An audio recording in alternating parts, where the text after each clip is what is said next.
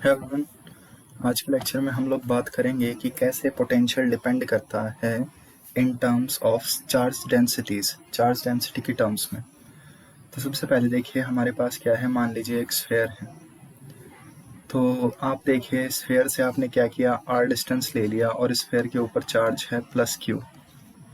तो potential r distance पे कितना होगा, kq/r, जिसे हम क्या कह सकते हैं, देखिए 1/4πε0q/r।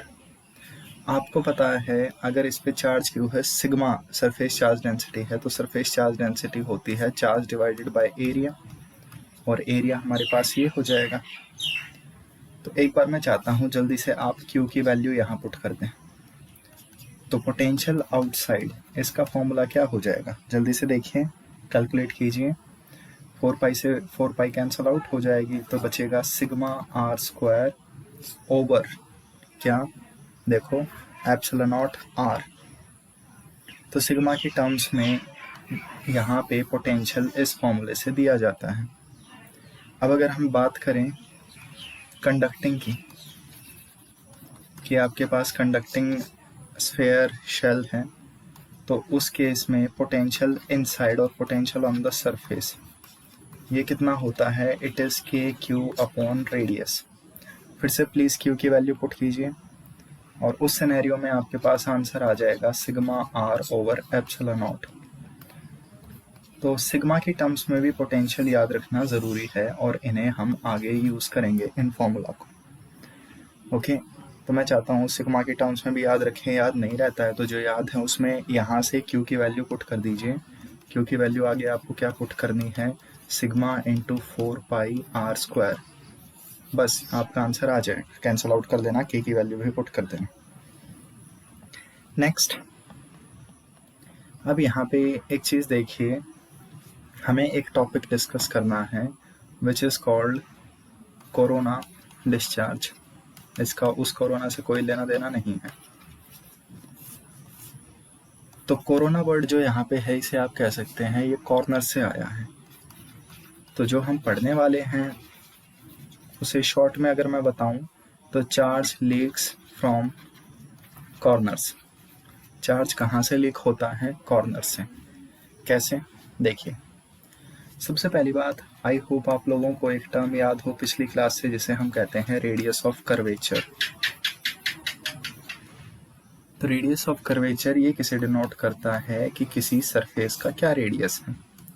फॉर एग्जांपल मान लीजिए मेरे पास ये एक रैंडम आर्क है, और मुझे यहाँ पे रेडियस ऑफ कर्वेचर बताना है, इस पॉइंट पे कितना है। तो इस छोटे से पार्ट को, यहाँ से यहाँ तक इस छोटे से पार्ट को किसी सर्कल की आर्क मान लीजिए, और उस सर्कल का जो रेडियस होगा उसे हम रेडियस ऑफ कर्वेचर कहेंगे। फॉर एग्जाम्पल अब मैं आपसे कहूँ कि बताओ यहाँ पे रेडियस ऑफ कर्वेचर कितना है इस पॉइंट पे, तो आप क्या मानेंगे कि ये जो छोटी सी आर्क है, ये जो छोटा सा पोर्शन है यहाँ, ये किसी सर्कल का पार्ट है। उस सर्कल का जो रेडियस होगा that will be called radius of curvature. ये चीज़ इंपॉर्टेंट है यहाँ पे कि रेडियस ऑफ कर्वेचर पता हो, किसी भी कर्व का रेडियस। नेक्स्ट, अब देखिए मान लीजिए मेरे पास क्या है, मेरे पास एक परफेक्ट सर्कल है, एक स्फेयर है। मेरे पास ये एक परफेक्ट स्फेयर हो गया, इसका रेडियस है r। तो इसके सरफेस पे पोटेंशियल कितना होगा, सिग्मा r/ε0। हमें पता है एक कंडक्टर पे हर जगह पोटेंशियल कांस्टेंट होता है, तो सिग्मा r/ε0 कांस्टेंट हो गया। मीडियम में चेंज नहीं कर रहा हूँ, तो ε0 तो कांस्टेंट ही रहेगा। तो यहाँ से हम कह सकते हैं sigma is inversely proportional to r, यानी जहाँ पे रेडियस छोटा होगा वहाँ सरफेस चार्ज डेंसिटी बहुत ज़्यादा होगी, ये इसका मतलब है। तो सर्कल में, स्फेयर में तो हर जगह रेडियस सेम होता है, तो यहाँ पे हर जगह चार्ज डेंसिटी इक्वल है। दैट मीन्स हर जगह चार्ज इक्वल डिस्ट्रीब्यूटेड है, ये इसका मतलब है। नेक्स्ट, अब देखिए मैं एक दूसरे टाइप का स्फेयर ले रहा हूँ। मैंने क्या किया, मैंने एक इस शेप की बॉडी ले ली, इस शेप का मैंने एक कंडक्टर ले लिया लेट जस्ट से। तो आप देखिए यहाँ पे मैं आपको 2 पॉइंट दे रहा हूँ, ए और बी। आप देख सकते हैं ए कोई बड़ा सर्कल बनाएगा और बी जो है बी कोई छोटा सा सर्कल बनाएगा। तो रेडियस ए का बड़ा होगा बी से। नेक्स्ट, पूरा ये क्या है, एक कोई भी रैंडम शेप का कंडक्टर है। तो पोटेंशियल कंडक्टर पे हर जगह कांस्टेंट होता है, यानी sigma R by epsilon naught constant होगा। तो sigma is inversely proportional to R, यानी जहाँ रेडियस छोटा होगा वहाँ चार्ज ज़्यादा जमा होगा, ज़्यादा चार्ज डेंसिटी होगी। तो अगर आप इसको कहीं भी एक छोटा सा चार्ज दे दें क्यू, तो ये क्यू इस पूरे के ऊपर जाएगा, बट सबसे ज़्यादा ये चार्ज कहाँ डिपॉजिट होगा, जहाँ रेडियस बहुत छोटा है। तो आप देख सकते हैं बी पॉइंट पे रेडियस बहुत छोटा था, तो surface charge density of B is much greater than surface charge density of A. तो यहाँ पे ये पूरा स्फेयर नहीं है, तो चार्ज डेंसिटी हर जगह अलग अलग है, इसलिए ऐसा हुआ है। अब इसे यूज कैसे करना है, मान लीजिए मैंने आपको एक कॉर्नर दे दिया, मैंने आपको एक ऐसी शेप दे दी। तो इस शेप में आप इजीली देख सकते हैं कि यहाँ पे एक कॉर्नर, एक कोना बना हुआ है। मैथ में तो रेडियस को क्या कहते हैं, कॉर्नर का रेडियस नॉट डिफाइंड, लेकिन आप अज्यूम कर सकते हैं कि कॉर्नर का रेडियस कितना होता है, 0। Sigma is inversely proportional to radius, radius 0 है तो सिग्मा क्या होगा, इनफिनाइट। ध्यान से देखिए। तो अब अगर मैं इसे कोई भी चार्ज दूं तो वो चार्ज मैक्सिमम कहाँ डिपॉजिट हो जाएगा, कॉर्नर पे। और कॉर्नर पे सरफेस चार्ज डेंसिटी क्या होती है, surface charge density of corner is nearly infinite. Electric field due two conductors sigma by epsilon not होती है। ये चीज़ आपको पता ही है कि यहाँ इलेक्ट्रिक फील्ड बहुत ज़्यादा होगी, तो इलेक्ट्रिक फील्ड भी यहाँ एकदम बहुत सारी डेवलप हो जाएगी। Next, electric field strength of air, ये कितनी होती है, नियरली 3 × 10⁻⁶ वोल्ट पर मीटर। यानी अगर इलेक्ट्रिक फील्ड इस वैल्यू से ज़्यादा हो गई तो हवा में भी चार्जेस डेवलप हो जाएंगे, एयर भी एक तरह से इलेक्ट्रिसिटी कंडक्ट करने लग जाएगी।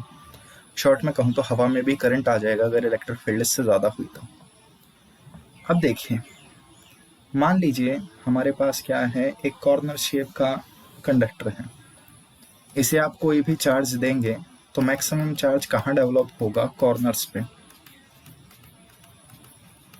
यहाँ पे इलेक्ट्रिक फील्ड बहुत ज़्यादा डेवलप हो जाती है, नियरली इनफिनाइट। ये कोना बन रहा है, शार्प पोजीशन है, आप देख सकते हैं ये काफ़ी शार्प है, तो इलेक्ट्रिक फील्ड यहाँ इनफिनाइट हो जाएगी। एयर आयोनाइज हो जाती है 3 × 10⁶ पे, यहाँ तो इलेक्ट्रिक फील्ड बहुत ज़्यादा है। तो यहाँ जो एयर के पार्टिकल्स प्रेजेंट हैं, एयर के जो मॉलिक्यूल्स प्रेजेंट हैं, वो मॉलिक्यूल जा जाके इस चार्ज से टकराएंगे और यहाँ से ये चार्ज क्या होने लग जाएगा, कम होने लग जाएगा।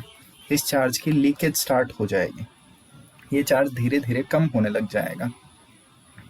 तो कॉर्नर से चार्ज लीक हो रहा है, डिस्चार्ज हो रहा है, कम हो रहा है। This phenomena is called corona discharge, that charge leaks from the corners. हमेशा इलेक्ट्रिक फील्ड कोनों पे बहुत ज़्यादा होती है। आपने देखा होगा बड़ी बड़ी बिल्डिंग होती हैं, बिल्डिंगों पे त्रिशूल लगाए जाते हैं। तो वो त्रिशूल क्यों लगाए जाते हैं, ताकि बिजली जो गिरे वो बिजली इन त्रिशूलों से ग्राउंड में चली जाए। तो ये जो त्रिशूल होते हैं, कभी नोटिस करना, ये काफ़ी पैने होते हैं। तो ये बहुत पैने हैं, तो यहाँ पे इलेक्ट्रिक फील्ड बहुत ज़्यादा हो जाएगी। आसमान से जो बिजली गिर रही है ये उस बिजली को अपनी तरफ अट्रैक्ट कर लेते हैं due to high electric field, due to corona discharge. ये इनका यूज़ होता है। तो थोड़ा सा इसके ऊपर गौर करना, हम इन पॉइंट्स के बारे में और डिस्कशन करेंगे। ओके।